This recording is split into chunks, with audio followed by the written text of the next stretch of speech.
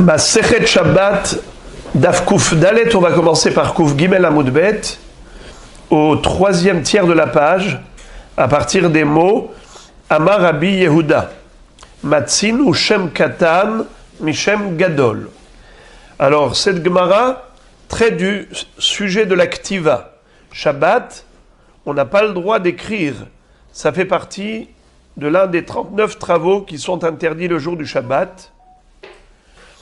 Et nous avions appris dans la Mishnah que même en écrivant 2 lettres seulement, on est passible du Korban Khatat. Et le chidouche de Rabbi Yehuda, c'est de dire que une personne qui avait souhaité écrire un mot tout entier, à savoir Shimon ou Shmuel, et finalement, cette personne n'a pas atteint son objectif. Elle n'a écrit que deux lettres. Elle a écrit que Shin Mem. Eh bien, Shin Mem est considéré comme étant un mot valable à part entière. Shem mi Shimon, Dan mi Daniel, Noach mi Nahor. Ça veut dire que quand on écrit 2 lettres, mais qui ont un sens, qui ont une signification, même si l'objectif était d'écrire un mot tout entier, eh bien on est chayav khatat. C'est ce que nous disait Rabbi Yehuda. Shem katan, mi shem gadol. Un petit nom d'un grand nom. Alors maintenant la Gemara pose la question, une question légitime et logique. Comment peut-on dire que Shem de Shimon, Shin Mem, c'est considéré comme un mot et un nom à part entière, et par conséquent, cet homme serait chayav, khatat. Ma pitom. Mais Shimon, comment ça s'écrit? Shin Mem Ain Vav Nun, avec un Mem normal. Tandis que Shem, le fils de Noach, ça s'écrit Shin Mem avec un Mem sophite. On n'écrit pas de la même façon un Mem final et un Mem normal. Le Mem normal, c'est un Mem ouvert, et le Mem final, c'est un Mem fermé. Donc ça ne s'écrit pas de la même façon. Comment peut-on dire qu'il a écrit une partie d'un mot, mais étant donné que cette partie pourrait être considérée comme importante dans un autre contexte, alors c'est considéré comme un mot important, et par conséquent, ces 2 lettres le rendent passible du Korban Khatat. Mais ce n'est pas logique, car on n'écrit pas Shem comme on écrit le Shin Mem de Shimon. Shin Mem de Shimon, ça s'écrit avec un Mem ouvert, alors que Shem, ça s'écrit avec un Mem fermé. Alors, j'ai pas compris. C'est la question de la Gemara. Lisons. Midami, sont-ils comparables, ce Shem et ce Shem? Même des Shem, Satum, même des Shimon, Patouah. Le même de Shimon, il est ouvert, et le même de Shem, il est fermé. Amar Rafrizda. Rafrizda va répondre en disant que de par cette même question, on peut déduire une halakha. Zot Omeret, cette Mishnah nous enseigne, par ricochet, indirectement, Satum ve'asao patouah kasher. C'est-à-dire, lorsque par exemple, on s'est trompé dans le Sefer Torah, Tfilin ou Mezuzot, et que, au lieu d'écrire Shem, Shin Mem Sophite, on a écrit Shem avec un Mem ouvert. Eh bien, Bedi Avad a posteriori, ce n'est pas grave. Le Sefer Torah est tout de même kasher. Voilà donc une belle déduction. C'est la raison pour laquelle, étant donné que le Sefer Torah est kasher, que tu l'aies écrit le mot Shem, Shem le fils de Noach, tu as écrit Shem, ou bien tu as écrit Shem le fils de Noach avec un Shin Mem ouvert, au lieu de même sophite, un même final, c'est tout de même kasher. La preuve, c'est que pour Shabbat, on a dit que celui qui aurait écrit Shem à la place de Shimon, c'est kasher. La Gemara s'étonne beaucoup. Et elle dit, Métive, comment Rav Chizda peut dire une chose pareille? Que un même ouvert, c'est égal à un même fermé. Un même normal est égal à un même final. Et si on s'est trompé dans le Sefer Torah, et qu'on a écrit un même ouvert à la place d'un même fermé, le Sefer Torah est kasher. C'est juste impossible, puisqu'on va voir dans une longue baraïta qu'on va lire maintenant, le contraire. Regardez. Métiv et Urtavtam. Il est dit à propos des tfilin et mezuzot, Urtavtam al mezuzot betecha uvisha'arecha, Urtav tam, Katav, Ktav tama. Si tu prends le mot Urtav tam et tu le divises en deux, ça te donne Ketav tam, une écriture parfaite. Ketiva tamma. Tam, tamim, ça veut dire parfait. Comment on écrit une écriture parfaite? Shelo ichtov alfin aynin velo aynin alfin. De ne pas se tromper et d'écrire à la place du aleph un ayn ou à la place du ayn un aleph. Betin kafin, kafin betin. À la place du bet, n'écris pas un kaf, et à la place du kaf, n'écris pas un bet. Bien que les lettres se ressemblent, mais tu dois être précis et ne pas te tromper. Quand tu écris un bet, il faut vraiment être précis, que ça ne ressemble pas à un kaf ou l'inverse. Gamin, tzadin, tzadin, gamin. Gamin, ça veut dire gimel. Quand tu écris gimel, donc ici on parle au pluriel, vous l'avez compris. Aleph, au pluriel, c'est alfin. Donc toutes les lettres ici, elles sont mentionnées au pluriel. Gamin, c'est gimel au pluriel. Tu veux écrire des guimels, attention, n'écris pas un guimel en forme de tzadé. Tu veux écrire des tzadés, des tzadines, n'écris surtout pas un guimel, bien que la forme ressemble. L'odaltin reshin, reshin daltin. Quand tu écris un dalet, fais attention que ce ne soit pas un resh. Quand tu veux écrire un resh, fais attention de ne pas écrire un dalet. Car la différence entre le resh et le dalet, c'est juste la pointe qui se trouve à l'angle droit, à droite de la lettre du dalet ou du resh. Vous imaginez, Shema Israël Hashem Elokeinu Hashem Ehad. Et au lieu d'écrire Ehad avec dalet, il a écrit Aher. Is not good.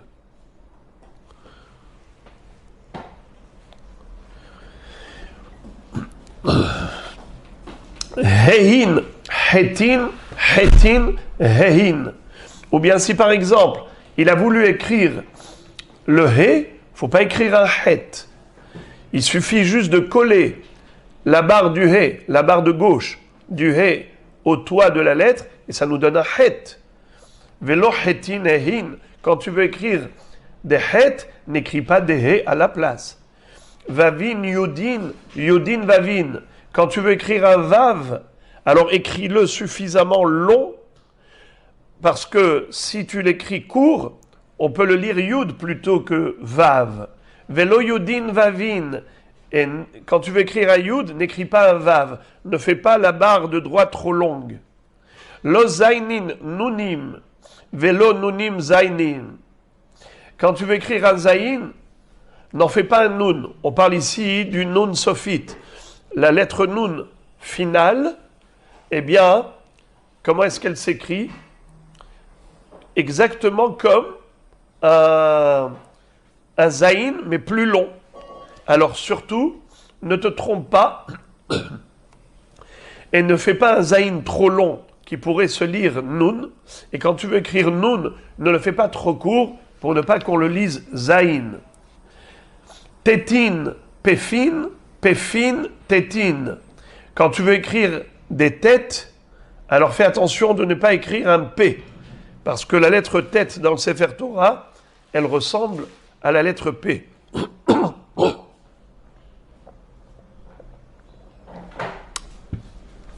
Donc il faut être précis.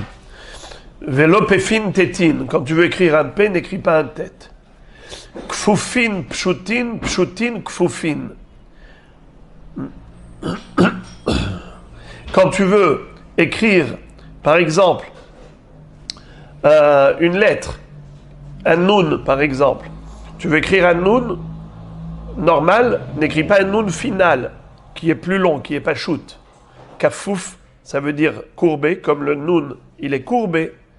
Et quand il est pas shoot, il est long. Alors, faut pas faire une inversion d'une lettre normale par une lettre finale du noun. Pachout, ça veut dire droit, long, comme la lettre finale du noun. Kafouf, c'est plié, comme un noun normal. Memin, samechin, samechin, memin. Quand tu veux écrire un mem, alors n'écris pas un samer. Le même sophite et le samer, les deux se ressemblent. Surtout ne pas faire de confusion. Ne remplace pas le même sophite par un samer. Et ni un samer par un même sophite. Stumin, ptuhin, ptuhin, stumin. Et voilà ce qui nous intéresse, c'est-à-dire ce qui nous concerne, c'est ça, c'est cette phrase. Et surtout, ne confonds pas entre un mème ouvert et un mème fermé. Stumin, ptuhin, ptuhin, stumin. Donc tu vois que la ktiva tama d'un Sefer Torah, une écriture parfaite, c'est justement de ne pas faire confusion entre le même normal et le même final. Comment tu peux dire donc que c'est kasher? Mais avant de répondre à la question, on va d'abord terminer la citation de la Baraïta. Parasha ptucha lo ya'asena stuma, ou stuma lo ya'asena ptucha. Vous savez que dans la Torah, il y a des passages, un après l'autre, qui s'enchaînent. Voyez-vous, parfois dans votre hommage, vous avez un petit P, parfois vous avez un petit samer. Qu'est-ce que c'est? Eh bien, c'est parasha ptucha, ce qu'on appelle une parasha ouverte, ou bien une parasha qui est fermée. Qu'est-ce qu'on appelle une parasha ouverte et une parasha fermée? Une parasha ouverte, c'est un passage qui commence au début d'une ligne. À chaque fois que le sujet commence au début d'une ligne, ça s'appelle parasha ptucha. Parasha stuma, une parasha qui est fermée, c'est lorsque le passage commence dans la même ligne du passage précédent. Juste, on a laissé entre les deux sujets un espace libre de 9 lettres. Un espace blanc où on peut écrire 9 lettres. Mais c'est toujours écrit sur la même ligne. On n'a pas été à la ligne. Mais lorsqu'on va à la ligne et le sujet commence au début d'une ligne, ça s'appelle parasha ptucha. Alors, lorsqu'il faut écrire une parasha ptucha, ne la fais pas stuma. Quand elle doit être stuma, ne la fais pas ptucha. Ou encore, ketava keshira. O shekatav et ashira kayotseba. Par exemple, quelqu'un qui a écrit toute la Torah comme on écrit la Shira, le cantique de Aziashir Moshe Ouvne Israël. Vous avez déjà vu les colonnes du Sefer Torah. Alors il y a une ligne écrite et en dessous on laisse l'espace blanc d'une double ligne, ce qu'on appelle Ariyah al-Gabe Levena. Alors quelqu'un qui va écrire le Sefer Torah, non pas de manière continue et suivie, mais il va mettre comme ça des espaces libres, comme pour l'écriture de la Shira, ce n'est pas bon. Ou bien celui qui a écrit la Shira de Aziashir, de Parashat Azinu, il a écrit la Shira comme on écrit normalement le Sefer Torah, aussi ce n'est pas bon, je répète. Ketava keshira. Il a écrit la Torah comme le chant. Ou bien Katav et Ashira kayotseba. Ou l'inverse. Il a écrit le chant comme un Sefer Torah normal. Ce n'est pas bon. Oshe Katav shelo bedio. Ou bien il n'a pas écrit le Sefer Torah avec de l'encre noire, comme c'est Halacha le Moshe Misinaï. Il n'a pas écrit avec de l'encre. Alors dans ce cas-là, ce n'est pas kasher.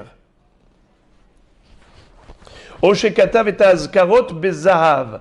Ou bien ce monsieur, par excès de zèle, il a décidé d'écrire les noms d'Akadosh Baruch Hu en or, avec de l'or. Alors bien qu'il ait fait ça pour le kavod d'Akadosh Baruch Hu, le Sefer Torah n'est pas kasher. Il doit être écrit avec de l'encre. Are Elui Ganezu. Quelle est la fin de la Baraïta? Tous ces livres, il faut les envoyer à la Gniza. Pourquoi? Parce qu'ils ne sont pas cachers. Tu vois donc, entre autres, parmi les éléments de disqualification du Sefer Torah, c'est l'inversion de l'écriture. Si on a écrit un même sophite à la place d'un même normal, ou un même normal à la place d'un même sophite. Donc Shimon, quelle est la deuxième lettre de Shimon? C'est même, un même ouvert. Et lui, comment il a écrit? En effet, il a écrit Shimon, le Shem, il a écrit que 2 lettres.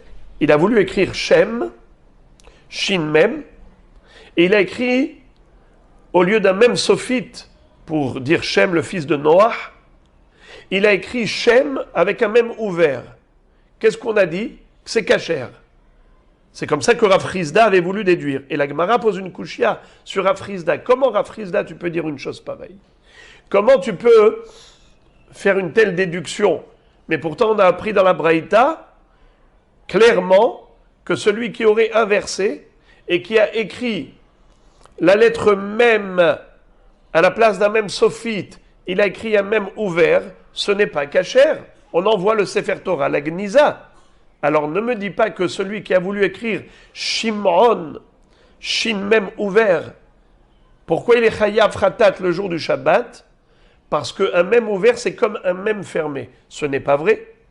Un même ouvert, ce n'est pas un même fermé. La preuve, c'est que le Sefer Torah n'est pas kasher.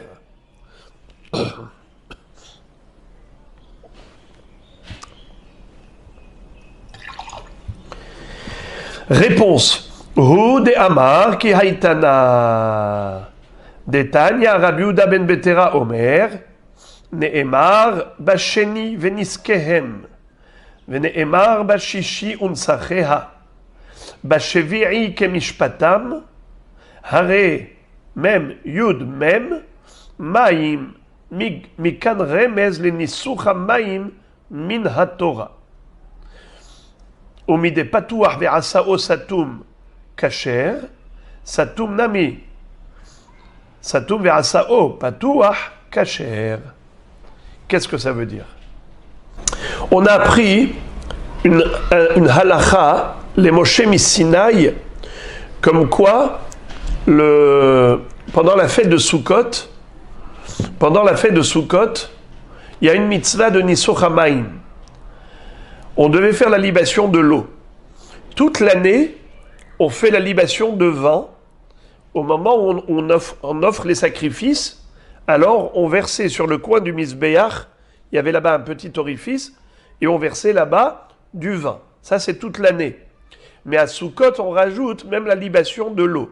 Pendant les 7 jours de Sukkot, on versait de l'eau dans l'orifice. Il y avait un deuxième orifice pour la libation de l'eau au coin du Mizbeach.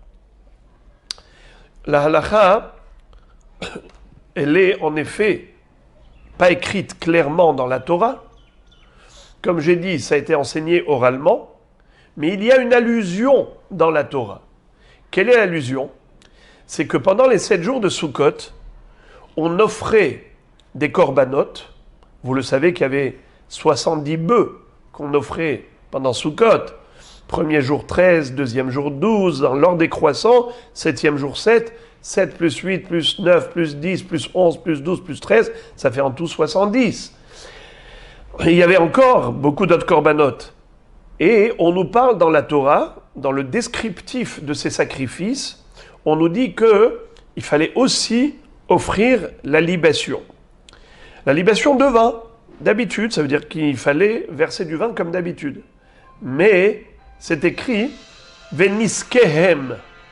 Alors normalement c'est écrit « Veniska ». Veniska. Et sa libation. À propos de 3 jours parmi les 7, on va voir que la Torah va employer des termes différents.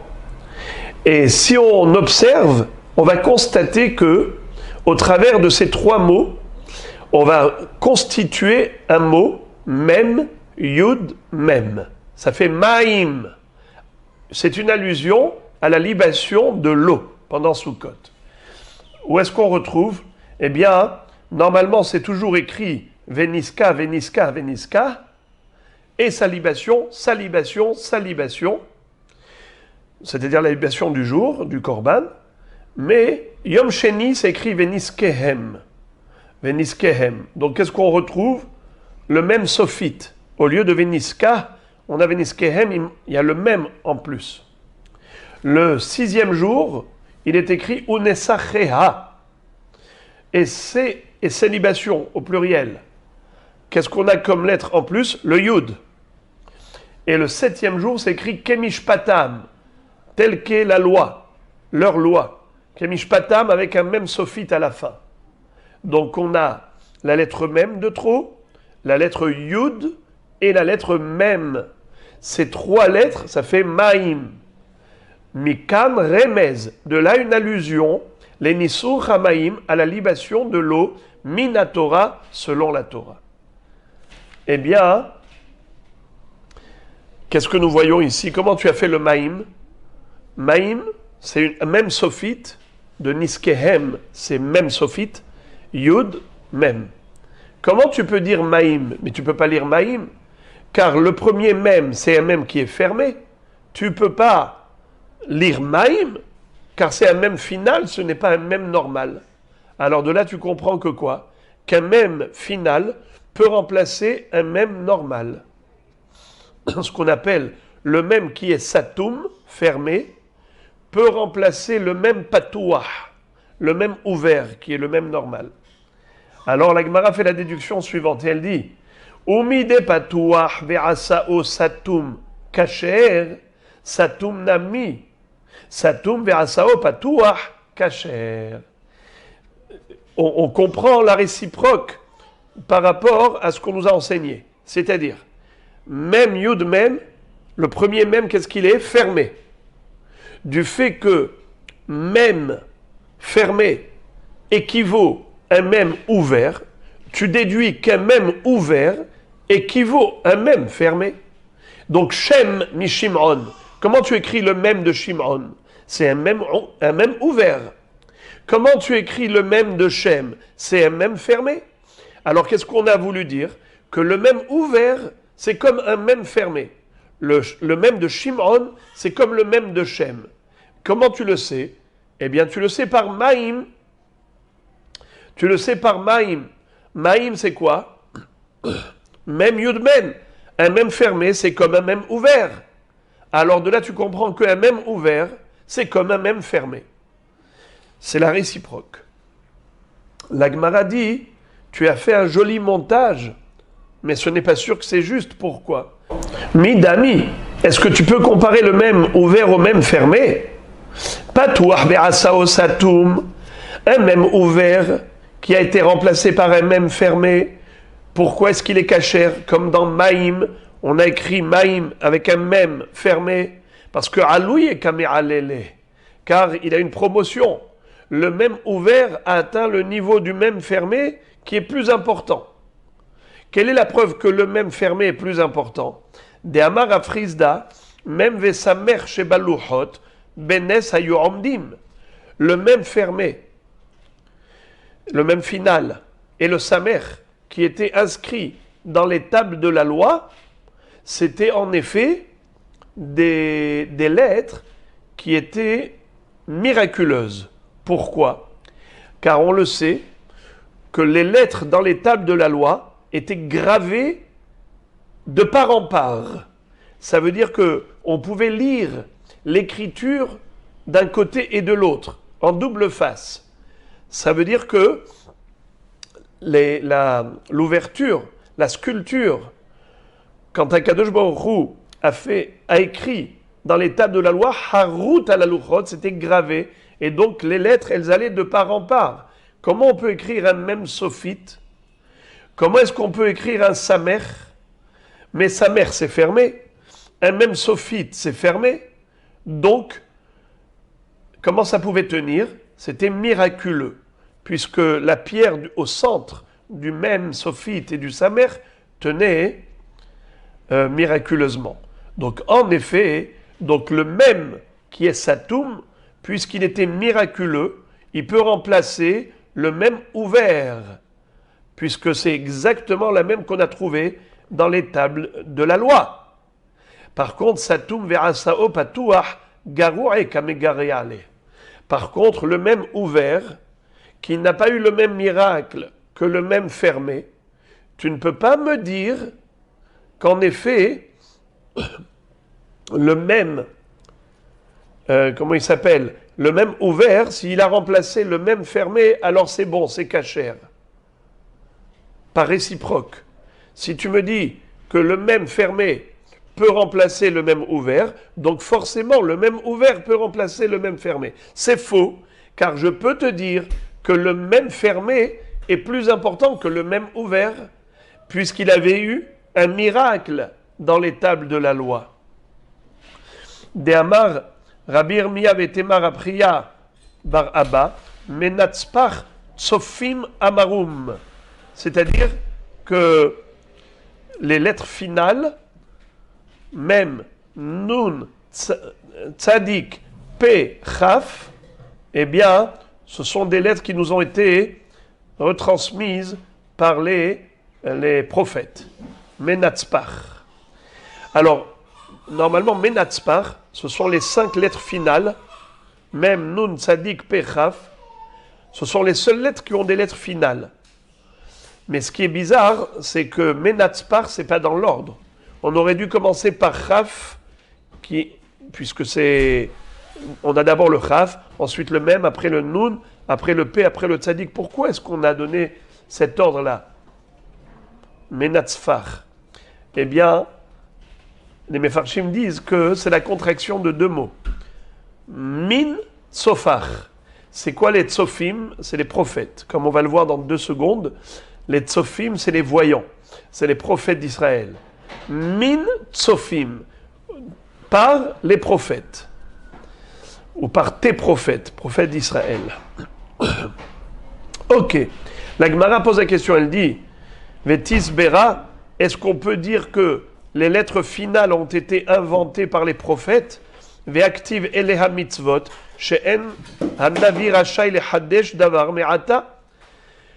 Il y a un passage qui dit eleha mitzvot, asher tziva Hashem et Moshe el bene Israël behar Sinai. C'est-à-dire que les mitzvot que Akadosh Baruch Hu a donné à Moshe Rabbeinu au mont Sinaï, et les mitzvot qui est écrit dans la Torah, et au-delà de cela, on n'a pas le droit d'innover. Aucun prophète n'a le droit d'innover et d'inventer une nouvelle mitzvah. Alors tu vois que, en effet, En Navi, Rachai le Hadesh Davar Me'ata, c'est pas possible de dire que les 5 lettres de Mansefach, les 5 lettres finales, ont été inventées par les prophètes. Et là, Mihva Havai, Vaddaï que c'est Hachem. Quand il a écrit la Torah, il a écrit avec les lettres finales. C'est Hachem qui a donné ça au mont Sinaï. Les 5 lettres finales. Seulement, ça a été oublié. Mida lo avayadain he baemtsa teva he besof teva. Ve'atut sofim vetakninhu. Excusez-moi, j'ai mal dit. C'est pas que ça a été oublié. Ça a été transmis sans précision. Akadosh Baruch Hu nous a donné des lettres, même sophites, et des mêmes normales, la lettre finale et la lettre normale, mais sans précision. Où est-ce qu'il fallait les écrire? Alors, les prophètes sont venus et ont dit, tu veux savoir où est-ce qu'on écrit la lettre de cette forme? C'est au milieu du mot, au début du mot. Et cette forme, à la fin du mot. Ce sont eux qui nous ont dit que ce sont des lettres finales. La Gemara dit, Ve'arte ele hamitzvot she'en hanavi rashai lehadesh davar me'ata. Même ça, c'est inconcevable. Impossible que le prophète nous dise quelque chose que Dieu ne nous a pas dit, ce n'est pas possible. Pourquoi? Akadosh Baruch Hu, quand il nous a donné la Torah, il nous l'a donnée parfaite, et en disant Ele ha-mitzvot, c'est ça les mitzvot, et même un prophète n'a pas le droit de vous apporter quelque chose de nouveau. Donc il n'y a rien de nouveau par les prophètes. S'il n'y a aucune mitzvah nouvelle par les prophètes, comment peut-on dire que les prophètes nous ont dit écrivez la lettre même fermée et à la fin du mot, même ouvert au début du mot? Ça n'existe pas, ça. Ce qui veut dire en d'autres termes que les prophètes étaient là à innover des halachot, mais c'est pas possible. Ela shechahum vehazru veyasdum. En fait, ce qui s'est passé, c'est qu'au fil de l'histoire d'Israël, il y a eu un oubli.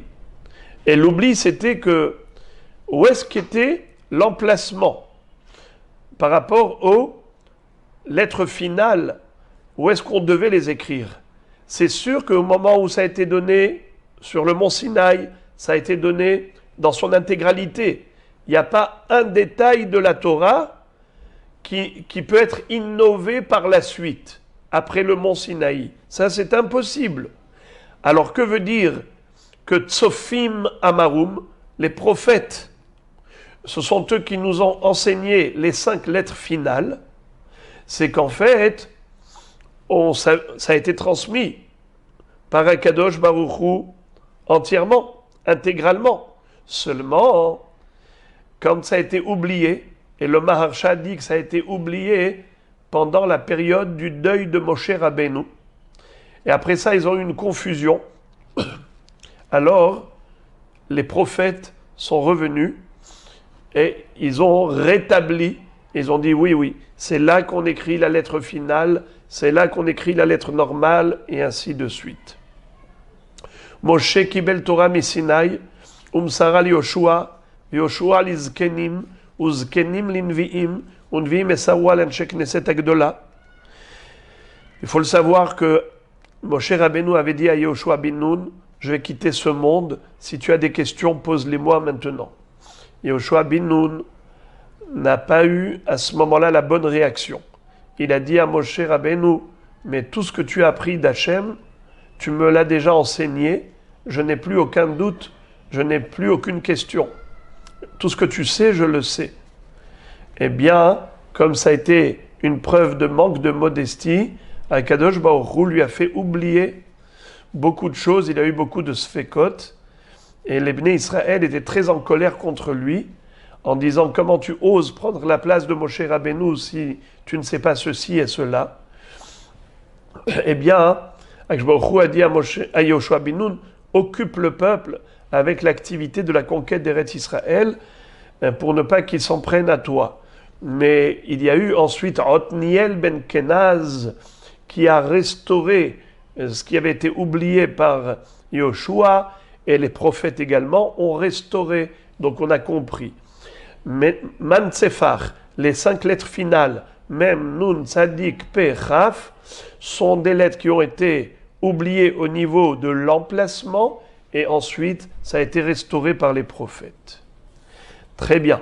La Gemara revient à ce qu'on avait dit précédemment. Goufa, Amara Frizda, même Vesamer Shebaluchot, Benes Ayu Omdim. Les lettres même finale, et Samer, étant donné que c'est une c'est une boucle qui se referme, comment ça pouvait être tenu et gravé dans les tables de la loi, puisque tout ce qui était gravé de part en part. Et si c'était gravé de part en part, comment les lettres même et sa mère peuvent tenir? Réponse, c'est que le centre de la lettre pouvait tenir miraculeusement. Alors, juste pour compléter ce sujet, la Gemara nous cite encore Rafrizda. Ve'amar Rafrizda, Ktav shebaluchot nikra mi bifnim venikra mi bachutz. L'écriture des tables de la loi était lisible d'un côté comme de l'autre. Kegon, nevuv, buban. Qu'est-ce que ça veut dire? Les lettres nun, bet, vav, bet, eh bien, de l'autre côté, tu pouvais voir la facette, le revers, qui se trouvait de l'autre côté, et donc au lieu de lire nevuv, tu vas lire buban. Ou bien bahar, tu vas lire rahav. Ou bien sarou, tu vas lire varas. En réalité, ces mots n'existaient pas dans les tables de la loi. C'est juste pour nous donner un exemple d'une lecture à l'envers. Mais il n'y avait pas ces mots. Maintenant, ce qui est très étonnant, c'est que Rashi, dans le Chumash, nous dit que Behemet, quand on dit que c'était lisible de part et d'autre, Rashi dit qu'on pouvait lire normalement de part et d'autre. Comme il est écrit, Misé ou Misé hem ketuvim. Donc c'est très étonnant parce que Rashi là-bas cite la Gemara Shabbat et en réalité, ici, ce qu'on nous dit, c'est qu'on pouvait lire de part et d'autre parce que c'était des lettres qui étaient gravées, qui traversaient de part en part l'épaisseur de table de la loi, mais la Gemara nous disait qu'on lisait à l'envers. Comme Nevuv, Nun, Bet, Bet, Vav, Bet, tu vas lire Bouban. Au lieu de Bahar, tu vas voir Rahav. Au lieu de Sarou, tu vas voir Varas. Mais Rashi nous dit là-bas que non. On pouvait lire de part et d'autre miraculeusement. Et Rashi s'appuie sur la Gemara ici. Je n'ai pas de réponse. Amroulé Rabanan, les Rabbi Yoshua ben Levi. Et maintenant, on va raconter une histoire extraordinaire par rapport aux lettres de l'alphabet hébraïque, puisque nous avions parlé au début de l'interdiction d'écrire pendant Shabbat, et on a dit que même 2 lettres, c'est assour, et même lorsque la personne avait l'intention d'écrire un grand mot comme Shimon, et n'a écrit que Shin Mem, eh bien il est chayav d'après Rabbi Yehuda. Et de là on est parti sur la comparaison des lettres normales aux lettres finales. On a développé ce sujet et on est arrivé aux tables de la loi où on avait ces lettres qui étaient suspendues miraculeusement. Et maintenant, puisqu'on a parlé des lettres de l'alphabet hébraïque, la Gemara va nous citer des drachot juste fabuleuses par rapport à l'alphabet, et ça va aller jusqu'au bas de la page. Tout ce qu'on va étudier maintenant, jusqu'au bas de la page, ça va être des choses juste extraordinaires. Alors, commençons. Amrele Rabanan, les Chachamim ont raconté, les Rabbi Yoshua ben Levi, un Rabbi Yoshua ben Levi qui était de la génération des premiers Amoraïm. On lui a dit quoi? Atu dardeke haidana lebe midrasha. Il y a eu des jeunes enfants qui sont venus maintenant au Bet Midrash. Ve amru mille, et ils nous ont dit des choses sur le Aleph Bet, de afilu bime Yoshua bin Nun loitmar kavatayu, que même à l'époque de Yoshua bin Nun, on n'a pas entendu de si belles drachot par rapport au Aleph Bet. Entre parenthèses, vous voyez, on parle ici de l'époque de Yehoshua bin Nun. Et en effet, c'est à cette époque qu'il y a eu des problèmes d'oubli, puisque, comme j'ai dit, Akadosh Baruch Hu avait sanctionné Yehoshua en lui faisant oublier des enseignements de son maître qui ont dû être restaurés par d'autres pour, en quelque sorte, lui donner une leçon. Comme quoi l'homme ne doit jamais s'autosatisfaire en disant « je sais tout », doit toujours avoir l'humilité d'apprendre et d'apprendre pour comprendre et toujours approfondir. On n'est jamais au bout du chemin. Alors, voici la dracha sur Aleph Bet. Aleph Bet. Aleph Bina. Aleph et Bet, ce sont les initiales de Aleph Bina. Aleph, ça veut dire apprends, comme le Ulpan. Apprends. Bet, c'est la première lettre de Bina, la sagesse. Étudie la Chochma. Aleph Bina, en d'autres termes, étudie la Torah. Gimel Dalet, Gemol Dalim. Qu'est-ce que ça veut dire Gemol Dalim? Gratifie les nécessiteux, comble leurs besoins des pauvres. Et Gimel, ça rappelle le Gomel, le bienfaiteur. Dalet, c'est le Dal, c'est le pauvre. Gemol Dalim. Maïtama Pshuta Kare de Gimel et Gabé de Dalet.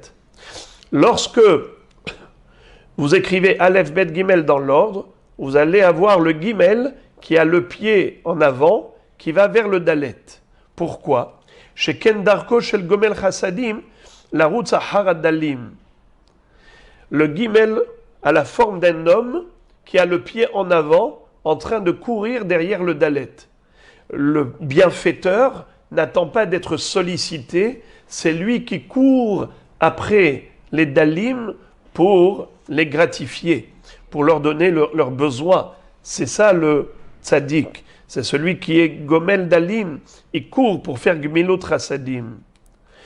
Umaïtama Pshuta Kar'e de Dalet Legabe Gimel. Le Dalet, si vous regardez bien dans le Sefer Torah, vous allez voir que la barre de droite du Dalet, elle est légèrement inclinée vers la droite. C'est-à-dire comme si le pied du Dalet va un petit peu vers le Gimel. Pourquoi? Delim tseleh nafshe. Lorsque le nécessiteux sait que le bienfaiteur cherche à le croiser pour lui donner quelque chose, alors il ne faut pas qu'il le fuit et qu'il lui rende la tâche encore plus difficile. Il faut qu'il se présente à lui. Umaytama mehader ape de dalet mi gimel. Pourquoi le dalet donne le dos au gimel, c'est-à-dire que la barre se trouve à droite et non pas à gauche du dalet?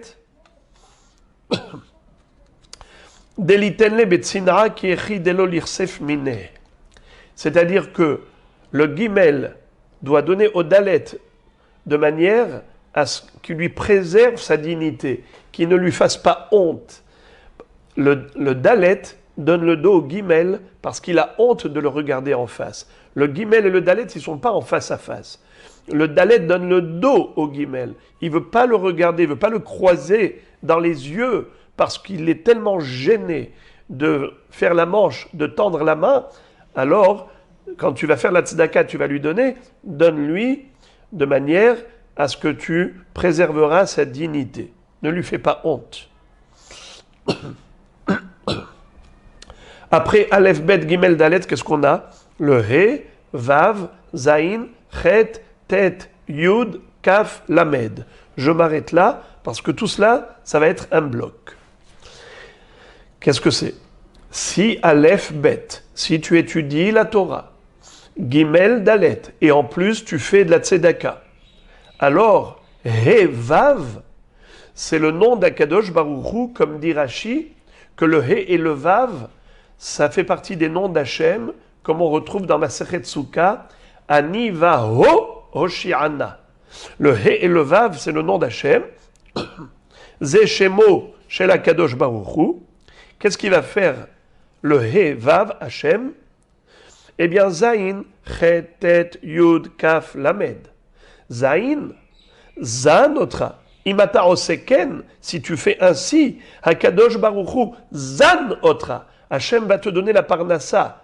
Zan, il va te nourrir, mezonot. Het, c'est la première lettre de Hen. Han otra. Il va te gratifier. Tet, tov, metiv lecha. Il te donnera le bonheur. Yud, Yerusha, héritage. Venoten lecha Yerusha. Il te donnera un héritage. Et tu vas voir où. Vekosher lecha keter. Et il va t'attacher une couronne. Kaf. C'est la première lettre de keter, la couronne. Lamed, le'olam haba. Dans le monde futur, Akadosh Baruch Hu te comblera de bonheur à l'infini, te donnera un héritage et une couronne, parce que toi, qu'est-ce que tu as cherché à faire dans ce monde? À étudier la Torah et à faire de la tzedaka. Étudier la Torah, c'est Ben Adam la Makom, faire la tzedaka, c'est Ben Adam la Havero. Si tu as été parfait dans ces deux domaines, tu peux t'estimer heureux.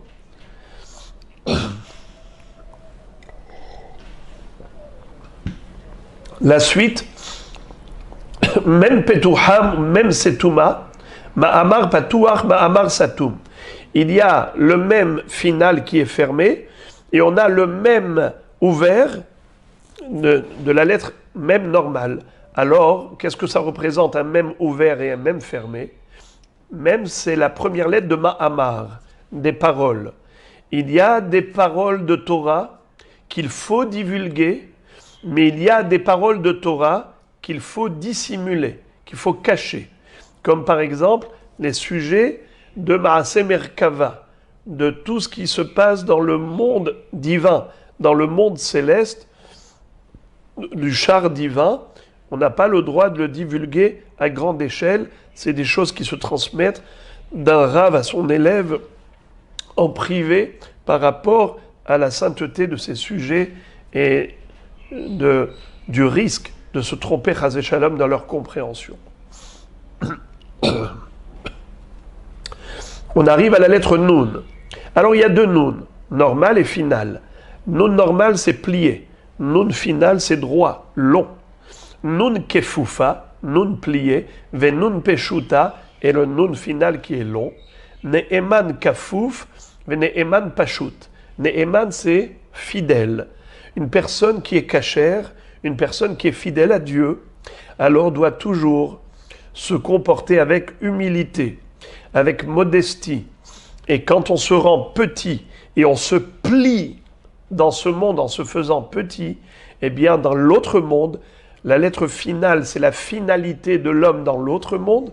Là-bas, le Nun sera agrandi, sera déplié, sera rallongé.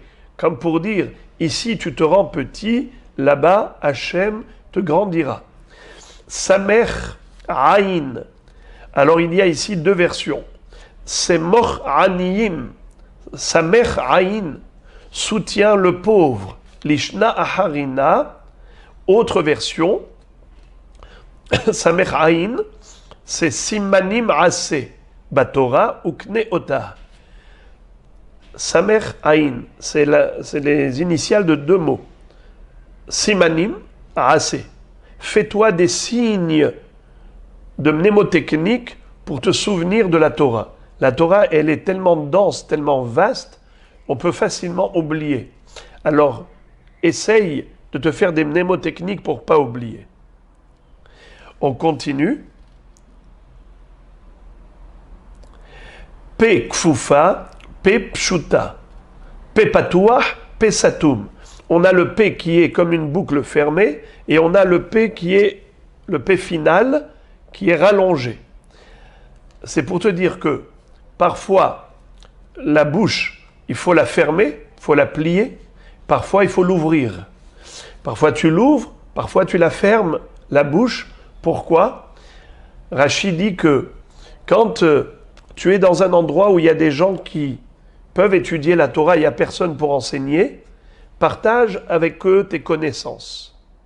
Mais s'il y a déjà quelqu'un qui est compétent et qui le fait, tu n'es pas obligé de manifester tout ton savoir.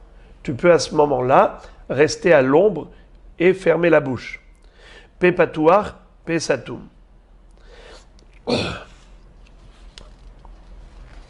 Rashi, pardon, la tzadik, kfufa, tzadik, pshuta. Tzadik afouf, tzadik pashut. Lorsqu'on a la lettre tzadé normale, elle est pliée. Quand elle est finale, elle est rallongée. Là encore, nous dit la Gemara, qu'est-ce que cela signifie?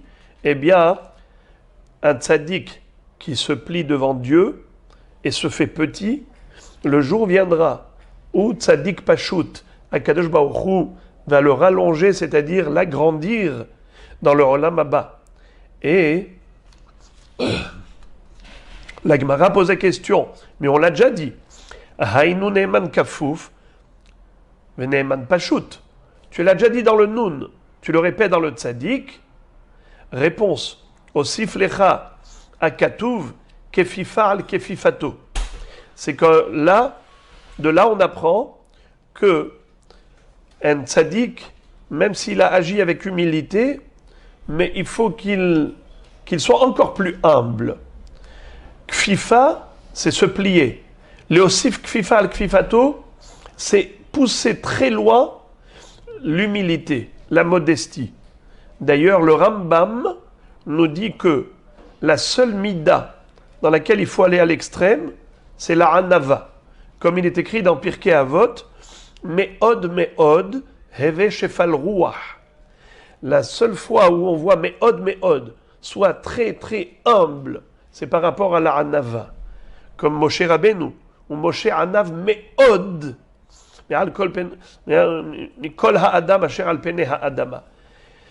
Donc, soit encore plus anav.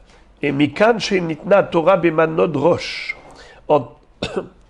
La Torah, elle est acquise par la dimension de la anava. Manod rosh, baisser la tête. Et plus on est anav, et plus on acquiert la Torah. Maintenant, on est arrivé donc à Tzadik. Qu'est-ce qui nous reste? Kuf, Resh, Shin, Tav. Alors maintenant, la Gemara va nous dire que Kuf Kadosh, Resh, Racha. Le Kuf, ça fait mention d'Hachem, c'est-à-dire ça évoque à Kadosh Baruchu, Kuf Kadosh. Et Resh, ça évoque le Racha. Resh, Racha. Alors, on voit que le Resh donne le dos au Kouf, n'est-ce pas, puisque la barre du Resh, elle est à droite. Et la Gemara va dire, pourquoi le Kouf donne le dos au Resh? On aurait dû dire pourquoi le Resh donne le dos au Kouf. Mais étant donné que le Kouf représente Hachem, Kadosh, alors ce n'est pas joli de dire que le Racha, il donne le dos à Kadosh Baruch Hu. On a préféré dire l'inverse. Pourquoi que Baruch Hu donne le dos au Racha? Maïtama mehader apeh de kouf meresh. Pourquoi le kouf se détourne du resh? Mais dans la réalité, c'est le resh qui se détourne, c'est le Racha qui se détourne. Amar Kadosh Baruch Hu, en ani yachol istakel baracha. Kadosh Baruch Hu dit, je ne veux même pas le regarder, le Racha. Ou maïtama mehadra tagge de kouf le gaberesh. Pourquoi est-ce que sur le kouf, il y a une petite couronne? Vous savez qu'il y a des lettres, pour s'en rappeler, rappelez-vous, Sha'atnez Getz. Sur ces lettres qui forment Sha'atnez Getz, on met des couronnes, on appelle tagim, des couronnes à 3 pieds, à 3 têtes. Ça s'appelle des tagim de Sha'atnez Getz. Mais il y a des lettres qui s'appellent Bedek Haya. Ces lettres, Bedek, Bet, Dalet, Kouf, Haya, Het, Yud et He. Si vous voyez toutes ces lettres dans le Sefer Torah, il y a toujours une couronne dessus. C'est une couronne à une seule tête, pas 3 têtes comme les couronnes de Sha'atnez Getz. En tout cas, pourquoi est-ce qu'il y a une couronne sur le kouf? Eh bien, regardez combien c'est extraordinaire. Amar et Kadosh Baruch Hu, im choser bo, ani kosher lo keter kemoti. Si le Racha fait teshuva, non seulement que je l'accueille, mais je lui attache une couronne comme moi. Ça veut dire que Akadosh Baruch Hu promet au Racha qui fait teshuva de lui mettre une couronne dans le Olam Haba et de se retrouver à proximité de la Shekhinah. Un homme ne doit jamais perdre espoir, jamais se dire « je suis trop rachat, jamais je ne pourrai réparer ». Il ne faut pas se dire ça. Ça, c'est le Yetzer Hara qui est très malin de nous plonger toujours dans le désespoir. Tant que nous sommes en vie, on peut faire teshuva. Ou maïtama des carrés des kouf telouya. Pourquoi le kouf, il a un pied qui ne touche pas le sommet, qui ne touche pas le toit. Il est suspendu en l'air. Pourquoi? Des ihadarbe li'ayel, pour faciliter l'accès au resh. Le rachat, s'il veut revenir et rentrer dans le kouf, revenir vers Hachem, eh bien, Kshbochou lui a ouvert la porte, tout près. La Gemara pose la question, elle dit Veli'ol behach, pourquoi on a besoin de lui ouvrir la fenêtre? Il n'a qu'à faire le tour, descendre en dessous du pied du kouf et rentrer dans le kouf. Ça veut dire revenir vers Hachem en faisant tout le tour, le détour.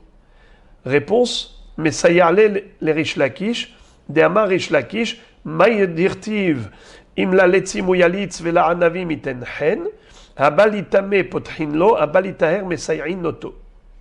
Rish Lakish nous enseigne un yesod.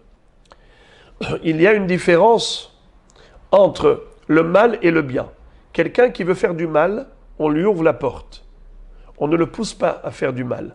Mais quelqu'un qui veut faire du bien, on l'aide à faire le bien. On lui envoie l'ascenseur pour monter plus vite. Celui qui veut s'éloigner d'Hachem, il le peut. C'est le libre arbitre. C'est pour ça qu'on est dans ce monde, pour nous mettre à l'épreuve, pour nous tester. Mais celui qui veut faire du bien, Akadosh Baruch Hu lui tend la main pour le ramener vers Hachem. Donc c'est pour cela que on ne lui fait pas un long détour pour revenir vers le kouf. Il peut rentrer dans le kouf par la petite fenêtre qu'on a ouverte spécialement pour lui, pour dire « Allez, rapidement, il suffit que tu décides en une seconde de faire du bien, eh bien, Kadosh Baruch Hu accepte ta teshuva immédiatement. » Je vais traduire. Mais ça y allait les Rish Lakish. En effet, c'est pour soutenir la thèse de Rish Lakish. De'amar Rish Lakish, comme Rish Lakish a interprété le verset suivant. Maïdirtiv, que veut dire le pasouk dans Mishlé, dans le livre des Proverbes? Imla letzim huyalitz vela anavim iten hen. S'il y a des gens, des railleurs, qui veulent faire de la moquerie, eh bien que je leur donne la possibilité de faire de la moquerie, de ridiculiser les vraies valeurs. Vela anavim iten hen. Mais les gens humbles qui veulent se rapprocher d'Hachem, iten hen. Hachem leur donnera du charme, de la grâce, mais ici c'est dans le sens de hen hanina, de gratification. Dieu va les gratifier pour qu'ils puissent atteindre leur objectif facilement. Abalitame pothinlo, celui qui veut se rendre impur, on lui ouvre la porte. Abalitaher mesayainoto, mais celui qui veut se purifier, on l'aide à se purifier, pas juste qu'on lui ouvre la porte. Encore, Shin, Sheker, Tav, Emet. Le Shin, c'est la première lettre de Sheker. Tav, c'est la dernière lettre de Emet. Alors regardez. Maïtama Sheker mikarvan mileh et Emet mirahaka mileh. Les lettres de Sheker, Shin, Kuf, Resh, ce sont des lettres qui, dans l'alphabet hébraïque, sont dans l'ordre comme ça. Kuf, Resh, Shin. Donc ce sont trois lettres qui sont très proches l'une de l'autre. Elles sont vraiment collées. Kuf, Resh, Shin. Et à l'envers, ça nous donne Shin, Kuf, Resh, Sheker. Alors, les lettres du Sheker, dans l'ordre alphabétique, sont très proches. Tandis que Emet, dans l'ordre alphabétique, sont les lettres les plus lointaines. Car Emet, ça s'écrit Aleph, Mem, Tav. Aleph, c'est la première lettre de l'alphabet. Tav, c'est la dernière. Mem, c'est exactement la lettre centrale. C'est-à-dire, si tu rajoutes les 5 lettres finales aux 22 lettres de l'alphabet, eh bien, tu vas avoir 13 lettres avant et 13 lettres après le même. mettez 27 lettres.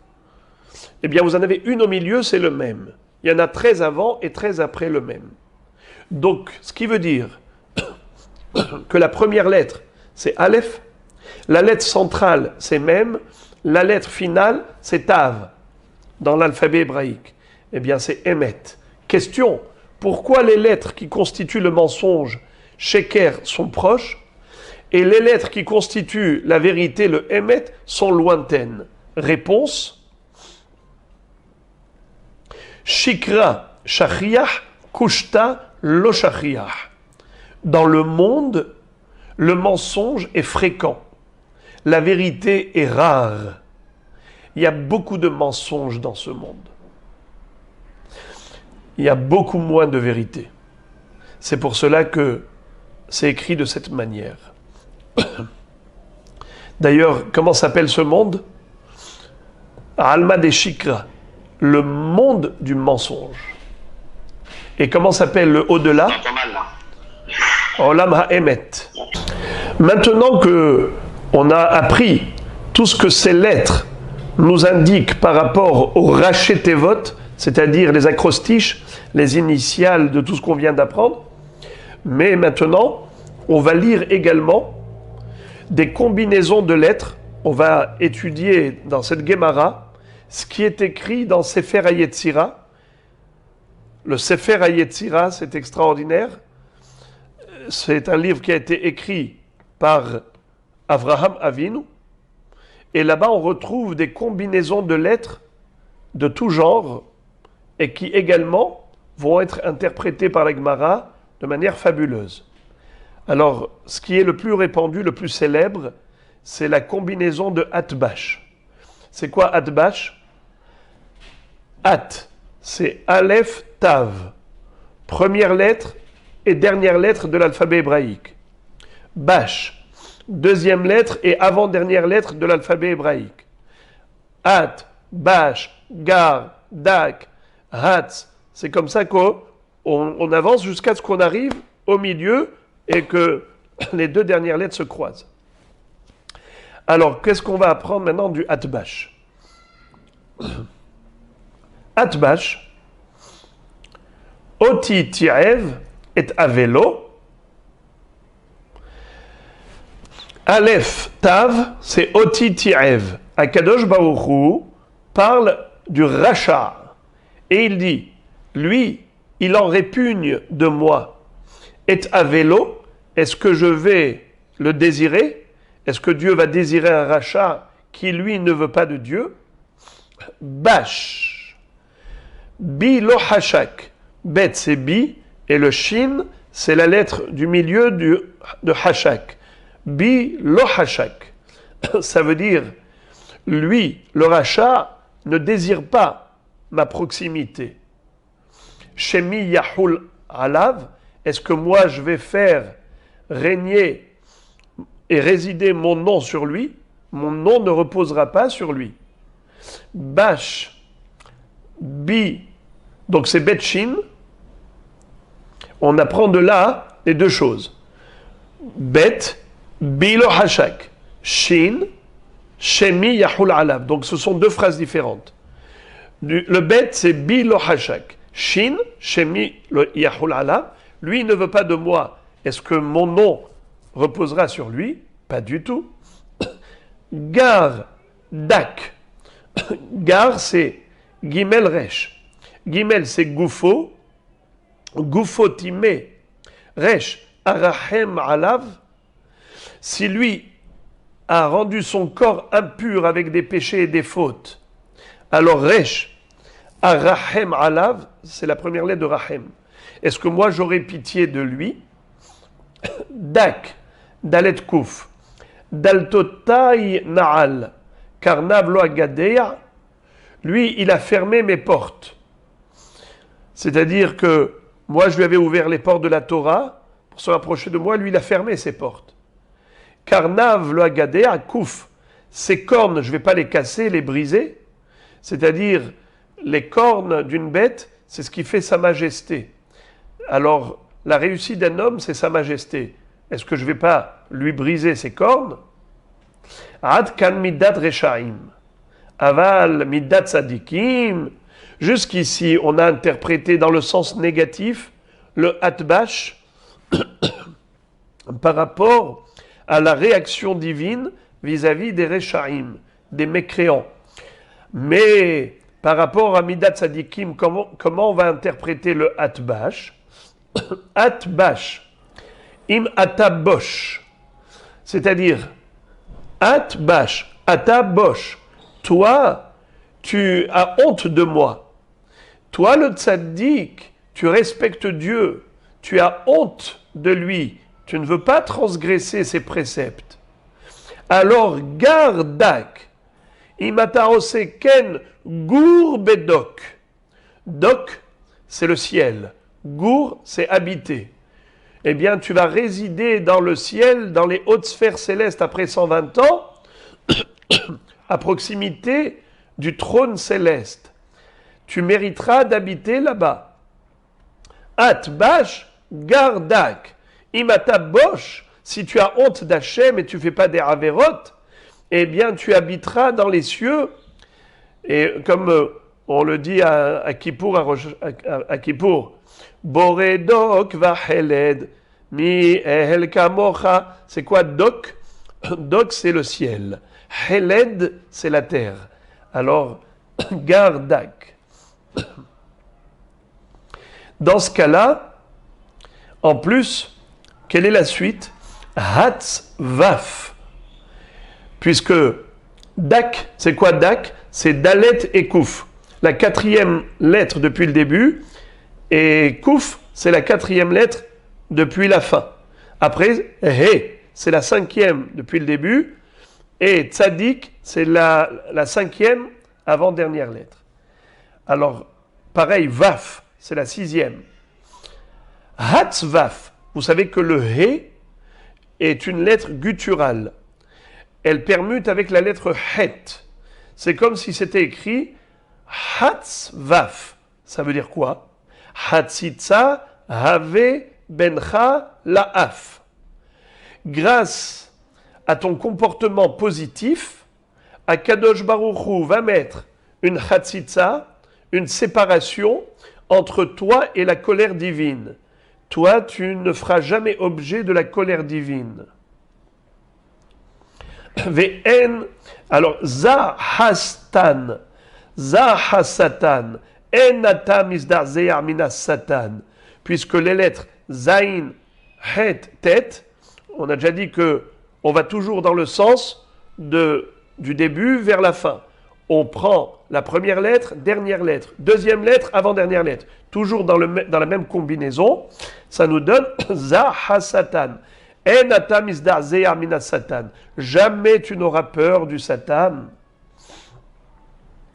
On continue. Après, Hetet, on a le Yud. Donc le Yud, il est combiné avec le Mem, le Kaf avec le Lamed. Et là, ça s'arrête. Puisque Kaf et Lamed sont deux lettres qui sont proches l'une de l'autre. Donc le Adbash s'arrête au niveau du Kaf Lamed.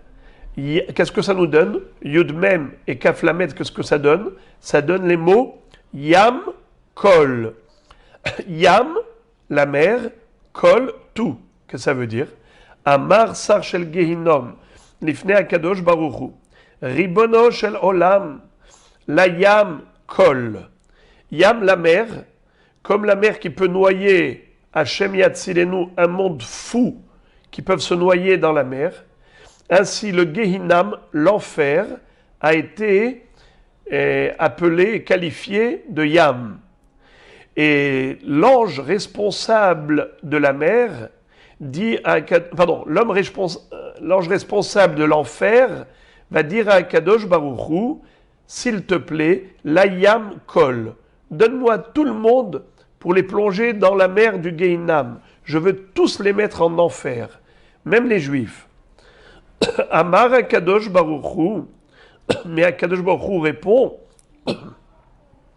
il répond par des mots qui vont être formés par une combinaison de lettres, désormais plus Atbash, mais Ahaz, Batar, Gif ou Marzan, Chat. Qu'est-ce que ça veut dire? Nous avons une combinaison de lettres qui est de 1 à 7. C'est-à-dire, regardez maintenant les lettres de l'alphabet. Ahas, c'est quoi Ahas? Aleph, Het, Samer. Het, c'est la 8e lettre. Aleph, c'est la première. Il y a combien de lettres entre Aleph et Het? Il y a 7 lettres. Donc le Aleph est la première des 7 lettres suivantes.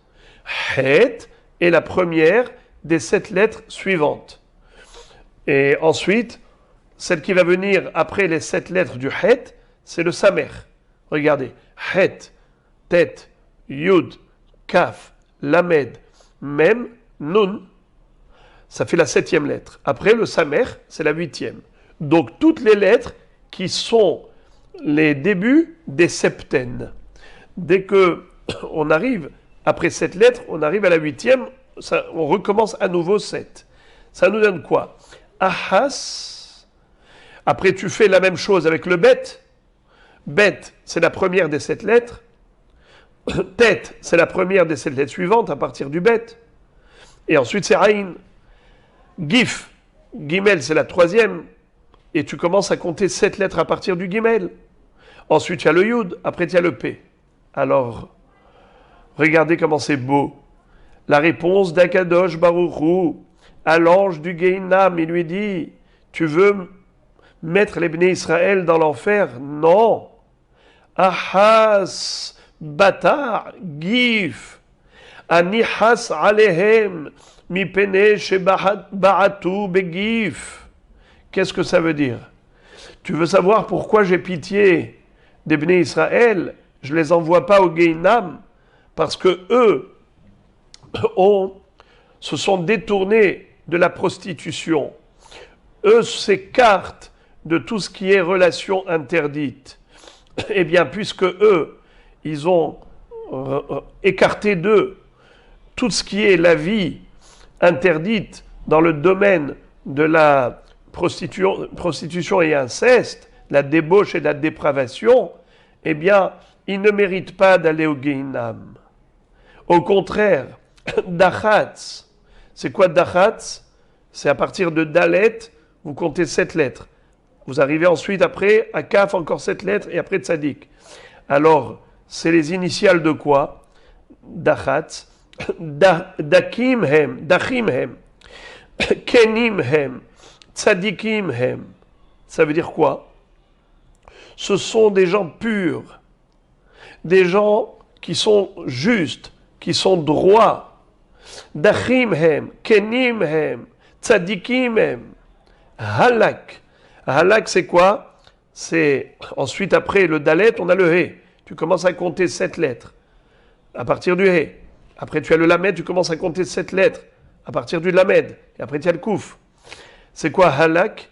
Helek, ça nous donne comme Helek. On a déjà dit que le He et le Het sont des lettres qui permutent parce que ce sont des otiyot groniot, gutturales.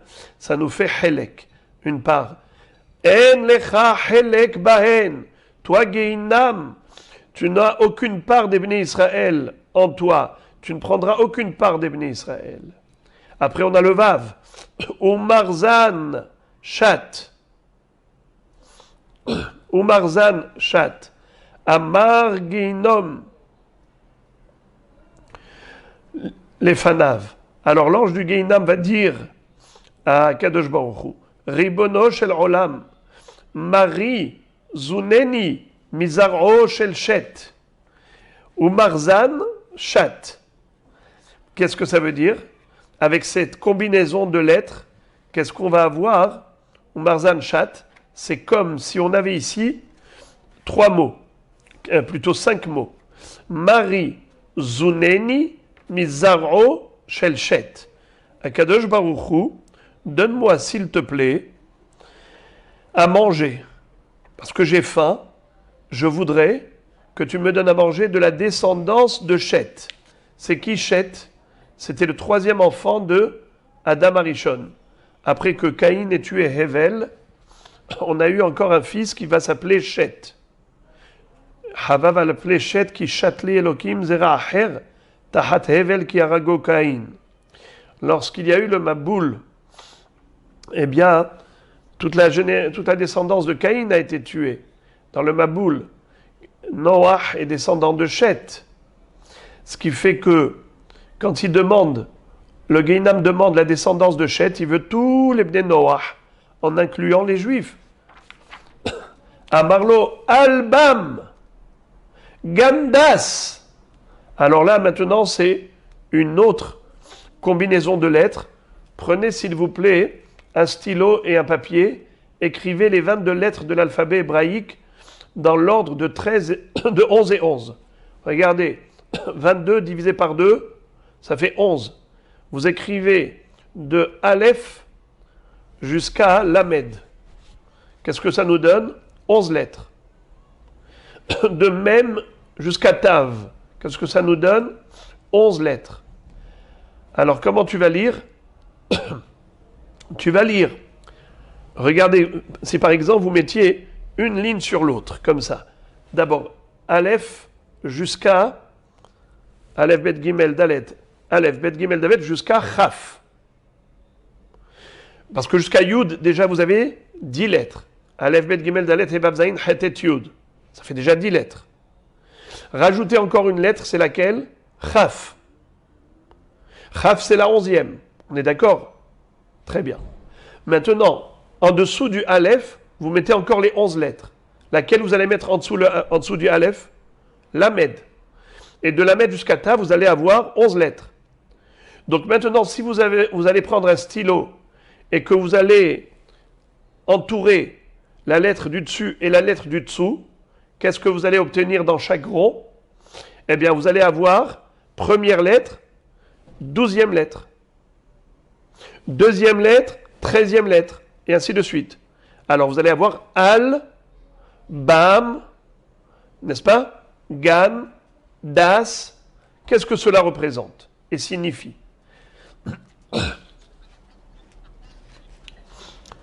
Alors, le Aleph en haut et le Lamed en dessous, puisque vous allez écrire les 11 premières lettres.